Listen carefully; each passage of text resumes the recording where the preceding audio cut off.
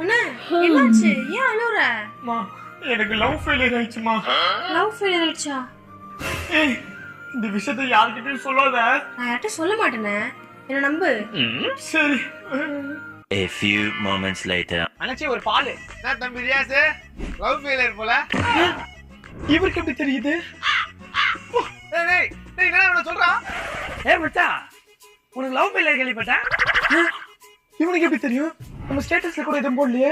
மறக்காம ட்ரீட் வச்சிரா. எப்படி தெரிஞ்சிருக்கும்? அண்ணா சொல்லி சொல்லும். அண்ணா லவ் ஃபெயிலியரா? இவனுக்கு எப்படி தெரியும்? உங்க தங்கச்சி தான் சொன்னாங்க.